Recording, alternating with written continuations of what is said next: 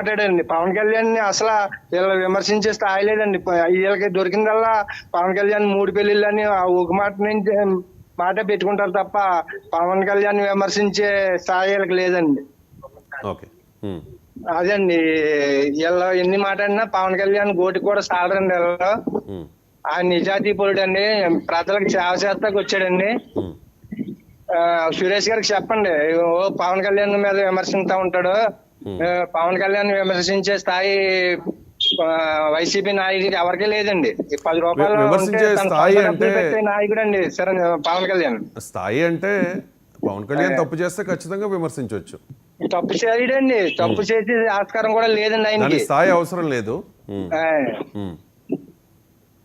తప్పు చేస్తేనే ఆయన తప్పు చేయరని మీ నమ్మకం. ఆయన తప్పు చేయరండి, ఎప్పుడు చేయడు. ఆయన సొంత డబ్బులు ఉంటే ప్రజలకు పంచిపెట్టే వ్యక్తే గాని ప్రజల దగ్గర లిక్కర్ స్కామ్ మీద మీ అభిప్రాయం ఏంటి? లిక్కర్ స్కామ్ జరగలేదు, కేసు మాత్రమే అంటున్నారు వైసీపీ వాళ్ళు. లిక్కర్ స్కామ్ భారీగా జరిగిందండి. అది ఆన్లైన్ పేమెంట్ లేకుండా ఓన్లీ క్యాష్ ట్రాన్సాక్షన్ చేసి మొత్తం దోచేశారండి. కేసు ఏం కాదండి, అవన్నీ తవ్వితే వస్తాయండి. తర్వాత మీరు కంగారు పడకండి, అసలు ముద్దాయి కూడా లైన్ లోకి వచ్చేస్తాడు త్వరలో. మీ లిక్కర్ స్కామ్ భారీగా జరిగిందండి, అది అందరికీ తెలుసండి, రాష్ట్రం ప్రజలందరికీ తెలుసండి. అదండి, లిక్కర్ అయితే మాత్రం భారీగా దోచేశారండి. దోచేసిన డబ్బులన్నీ దాచేసండి ఎలక్షన్ లో ఖర్చు పెట్టారండి వీళ్ళు. Okay, right. సురేష్ గారు, ప్రజల అభిప్రాయం చూశారు కదా, ఈయన అభిప్రాయం అది, భీమవరం నుంచి మూర్తి గారి అభిప్రాయం. రైట్, కంక్లూడ్ చేయండి మీరు. సార్, మూర్తి గారు చెప్పినట్టు పవన్ కళ్యాణ్ గారు నికాసిగా కష్టపడి ప్రజల కోసం, ప్రజా ప్రయోజనాల కోసం చేస్తుంటే సంతోషం. కానీ విమర్శించకూడదు అంటే ఎలాగా? దేశంలో సగటు పౌరుడికి దేశ ప్రధానాన్ని కూడా విమర్శించేటువంటి అర్హత ఉంటది. తప్పు చేస్తే, ఎవరైనా తప్పు చేస్తే దాంట్లో ఎటువంటి అభ్యంతరం లేదు. తప్పు చేస్తే విమర్శించవచ్చు, అదే కదా నేను కూడా చెప్పాను. అదే మీరు కూడా మంచి మాట చెప్పారు. నేనేమంటున్నానంటే, ఇవి 14 నెలల కాలం అవుతుంది. ఈ 14 నెలల కాలంలో ఈ యొక్క పరిపాలన చూస్తే ఏ రకంగా ఉంది? ఈ పరిపాలన ప్రజా ప్రయోజనాలకి ప్రాధాన్యతనిచ్చినట్టుందా, కక్ష సాధింపులకు ప్రాధాన్యతనిచ్చినట్టుందా? ఈ యొక్క పరిపాలన తీరు చూస్తే అర్థమవుతుంది. 2500కు పైగా ఈరోజు రాష్ట్ర వ్యాప్తంగా మీరు ఎవరైతే ప్రధానంగా ఉన్నారో మాజీ మంత్రుల్ని, మాజీ శాసనసభ్యుల్ని, వీళ్ళనే చూస్తున్నారు. కింది స్థాయి కార్యకర్తల నుంచి ఆఖరికి సోషల్ మీడియాలో పనిచేసినటువంటి కార్యకర్తల నుంచి పార్టీ మాజీ మంత్రుల వరకు ఇప్పటికి 2500కు పైగా వైఎస్ఆర్ కాంగ్రెస్ పార్టీ కార్యకర్తల మీద, నాయకుల మీద కేసులు పెట్టి, ఒక కేసులో నుంచి కానీ బెయిల్ మీద బయటకు వస్తే వెంటనే పీటీ వారెంట్ ఇంకో కేసు మీద ఎత్తుకొని వస్తూ రాష్ట్ర వ్యాప్తంగా తిప్పుతున్నారు. ఈరోజు మానసికంగా, శారీరకంగా చిత్రహింసలకు గురి చేస్తున్నారు. మీరు చెప్పేది రాజేష్ గురించే కదా? రాజేషా? పిన్నెల్లి అధిచరుడు రాజేష్, కిషోరా? ఓకే, కిషోర్.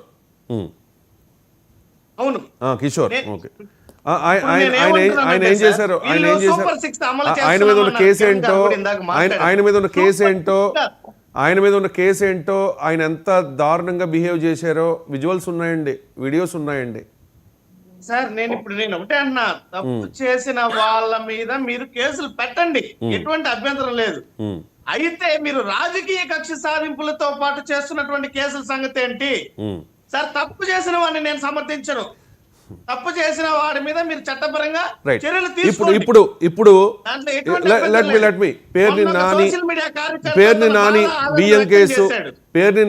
బియ్యం case, Jogi Ramesh Agrigold case, Vallabhaneni Vamsi Gannavaram TDP office మీద దాడి కేసు, దాంతోపాటు ఒక కిడ్నాప్ కేసు, కొడాలి నాని బూతులు తిట్టిన కేసు, ఇంకా ప్రతి ఒక్క నందిగం సురేష్ ఇంకో కేసు, ప్రతి ఒక్కరి మీద ఏదో కేసు ఉంది కదా, వాళ్ళ మీద ఆరోపణలు ఉన్నాయి కదా, దానికి ప్రూఫ్స్ ఉన్నాయి కదా. అరెస్ట్ చేయడానికి వీళ్ళకి ఒక కేసు కావాలి. ఓకే, దాంట్లో ఆధారాలు ఉన్నా లేకపోయినా వీళ్ళని తీసుకెళ్ళి కనీసం వీళ్ళని 14 రోజులు రిమాండ్ చేసుకుని మానసికంగా వాళ్ళ ఆనందం పొందాలి. అది వీళ్ళ ఒక ఇది. నేనేమంటున్నానంటే సార్, ఇవన్నీ అక్రమ కేసులు అంటారు, ఇవన్నీ కక్ష సాధింపు, 60 నెలల పరిపాలనలో ఇవన్నీ కక్ష సాధింపు చర్యలు, అక్రమ కేసులు అంటారు, అంతేగా? రైట్ అజయ్ గారు కంక్లూడ్ చేయాలి కాదు రవి గారు, అన్ని అక్రమ కేసులే, ఏది సక్రమమైన కేసు లేదు పాపం వాళ్ళ దృష్టిలో. మేము ఎవరిని పట్టుకున్నా అది అక్రమమైన కేసు. కానీ 2019 నుంచి 2024 వీళ్ళు పెట్టిన ప్రతి కేసు సక్రమమైన కేసు. 143 హామీలు మీరు సూపర్ సిక్స్ అనుకుంటా కూర్చోకండి. మీ మేనిఫెస్టో ఏంటి? ఉమ్మడి మేనిఫెస్టో. కేసుల గురించి మాట్లాడుతున్నాం. నేనేమన్నాను సార్, మేము పెట్టేటివేమో అక్రమ కేసులు. 2019 నుంచి అమలు చేయలేకపోగా ప్రజల నుంచి వచ్చే వ్యతిరేకతని కప్పిపుచ్చుకోవడానికి సార్ మీకు మెయిన్ మోటో అర్థం కావట్లేదు రవి గారు. వీళ్ళు ఖచ్చితంగా ఈ చంద్రబాబు నాయుడు గారు ఎప్పుడైనా చూడండి, ఎలక్షన్ల చివరిలో 6 నెలల్లో లేదా సంవత్సరం ఉండగా ఆయన ఇచ్చిన పథకాలను గుర్తు పెట్టుకుంటారు. ఈ 4 ఏళ్ళు ప్రజల్ని డైవర్ట్ చేయాలంటే వాళ్ళకి అస్త్రం ఏంటి? అక్రమ కేసులు. ఈ వీటితో నడిపేస్తారు ఈ 3 ఏళ్ళు 4 ఏళ్ళు. అదే ఇంతకుముందు కాలరెడ్డి గారు మీరు పవన్ కళ్యాణ్ మాట్లాడద్దండి. రైట్, ఎల్లకాలం సురేష్ గారు ఒకటి గుర్తుపెట్టుకోండి, ప్రజలు అన్ని గమనిస్తూ ఉంటారు. ప్రజలు అదే కదా సార్,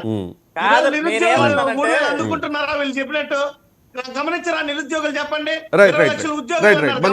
మనం అన్ని ఒకేసారి మాట్లాడలేము, కేసుల గురించి మాట్లాడదాం. అజయ్ గారు కంక్లూడ్ చేయండి ప్లీజ్. 2 minutes. నేనేమన్నాను ఇప్పుడు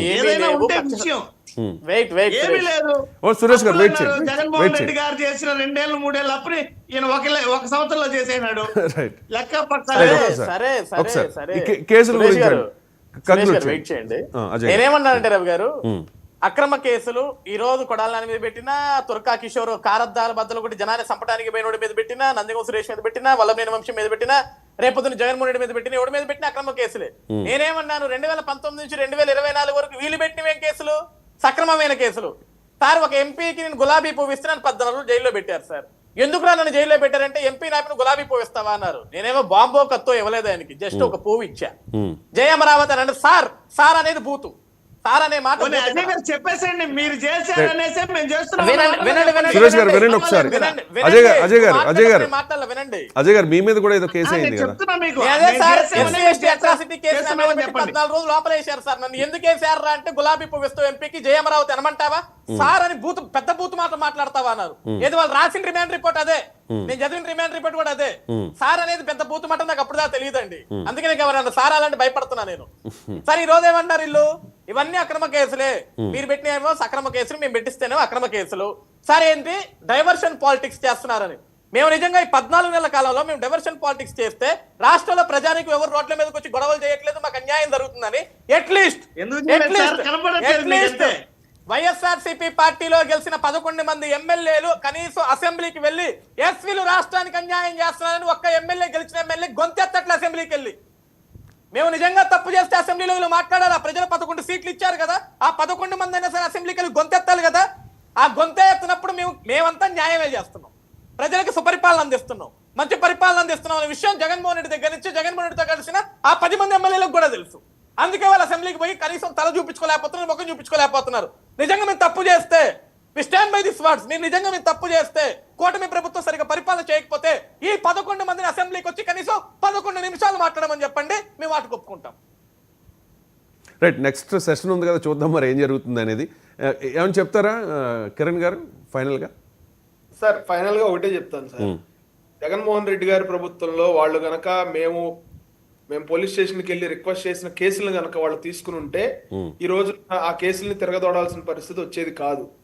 ఒక కోరుగడ్డ అనిల్ గాని, ఒక వల్లభనేని వంశీ గాని, లేకపోతే ఒక కొడాల నాని గాని, ఒక పేర్ని నాని గాని ఇష్టం వచ్చినట్టు బూతులు మాట్లాడి, ఒక దూరంపూడి చంద్రశేఖర్ రెడ్డి గాని, వీళ్ళందరి మీద ఆ రోజున ఉన్న వ్యవస్థ గనక పోలీసులు కేసు తీసుకుని వాళ్ళ మీద విచారణ చేసి ఉంటే ఈ రోజున అన్ని కేసులు ఒకేసారి వచ్చేవి కాదు. ఒక్కొక్కళ్ళ మీద 10-12 కేసులు ఉన్నాయి. ఆ రోజు మేము పెడితే పోలీస్ స్టేషన్ లో కేసులు తీసుకోవాలా. ద్వారంపూడి గుంటూరు జిల్లాలో ఎస్పీ గారికి ఇచ్చిన కేసు తీసుకోవాలా ఆ రోజు అనిల్ మీద. ఈ రోజున అన్ని కేసులు ఒకేసారి ఒకేసారి వస్తాయి. సార్ మీరు ఏ రోజుకి ఆ రోజు చదువుకుంటే లాస్ట్ రోజు ఎగ్జామ్ ముందు రోజు బట్టి పట్టాల్సిన అవసరం రాదు కదా. Right thank you so much అండి. పసుపులేటి సురేష్ గారు, దాసరి కిరణ్ గారు, సజ్జా అజయ్ గారు వాళ్ళ బిగ్ డిబేట్లో